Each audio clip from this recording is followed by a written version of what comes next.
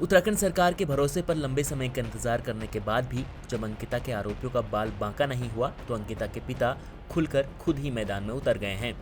अब अंकिता के पिता ने सीधे कह दिया है कि अंकिता को आरोपियों ने मारकर ही नहर में फेंका था और वीआईपी टेस्ट को लेकर उन्होंने क्या कुछ कहा आप खुद ही सुन लीजिए। सरकार द्वारा एसआईटी टीम गठित की गई थी और एसआईटी की देखरेख में वहाँ जांच चल रही थी, लेकिन सरकार के दबाव में एसआईटी ने काम किया और एसआईटी के जांच के दौरान कभी रिजोर्ट तोड़ना, रिजोर्ट में आग लगाना, फिर एसआईटी के माध्यम से जांच करने के दौरान फैक्ट्री पे आग लगाना, ये क्या है। जबकि जो बनंतरा रिजोर्ट था वो एसआईटी के माध्यम से सीज किया गया था। उसमें 22-23 पुलिसकर्मी जो भी थे वो तो वहाँ ड्यूटी पे थे।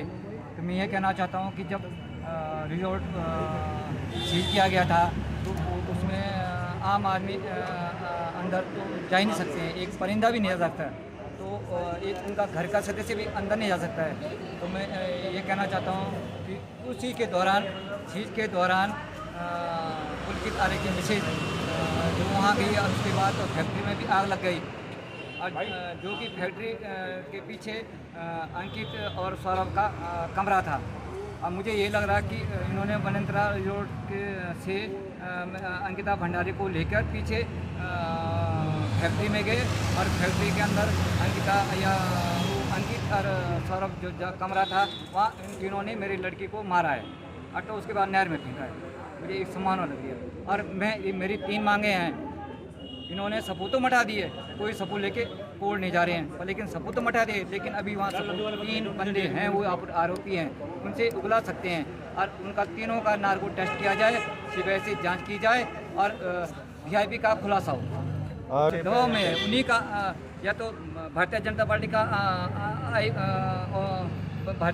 का आदमी है या संघ का आदमी है, तभी भारतीय जनता पार्टी सरकार दबाने की कोशिश कर रही है। इतना ही लोग क्या रेनोवेस्ट के माध्यम से रिजोर्ट तोड़ा गया और जो रिजोर्ट में कह रहा हूँ कि जो रिजोर्ट जिस वोल्टेज ने तोड़ा उसमें ड्राइवर कौन था, अच्छा जिले में इन्होंने इसका नाम नहीं लिया। इसमें कोई विधायक बाहर आने के लिए तैयार नहीं है, बिल के अंदर छुपा हुए हैं। अगर जो भारतीय जनता पार्टी जितने भी विधायक हैं अगर वो ईमानदार हैं तो आगे आए। इन तमाम आरोपों के बीच अंकिता के इंसाफ की लड़ाई फिर से आग पकड़ रही है।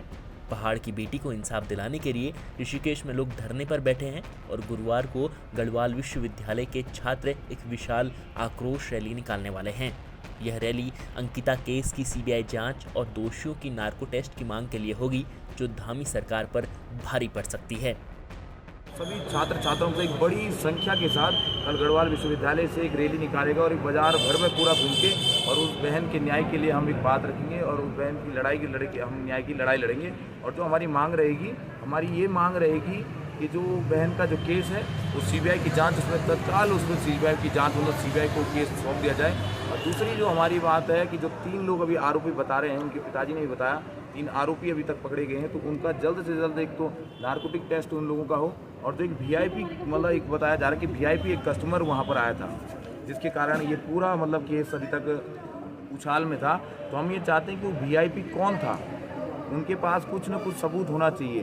उस वीआईपी का जो है, उस वीआईपी का जल्द से जल्द पर्दाफाश हो। इस चीज़ के लिए हम लड़ाई लड़ेंगे। और देखिए, हमने कहा था कि हम छात्र संघ से जैसे हम लड़के अभी तक यहाँ पर आए, तो अब हमारी एक नई लड़ाई यहाँ पर हम लोग स्टार्ट करना चाह रहे हैं। जो अंकिता भंडारी बहन का जो केस है, उसकी लड़ाई हम कल यहाँ पर लड़ने के लिए शुरू करेंगे नए स्तर से। और कल हम उसकी लड़ाई लड़ने के लिए हम यहाँ पर स्टार्ट करेंगे और उस लड़ाई को ख़त्म वहीं करेंगे जिस दिन वो सीबीआई के पास। अंकिता हत्याकांड की जांच कर रही एसआईटी को लेकर भी पिछले कई दिनों से सवाल उठ रहे हैं। अंकिता के माता पिता का एसआईटी से भरोसा उठ गया है और सबसे बड़ी बात यह है कि कई आरोप लगने के बाद भी एसआईटी की ओर से सफाई के तौर पर कोई प्रतिक्रिया सामने नहीं आ रही है। श्रीनगर से तेजपाल सिंह की रिपोर्ट।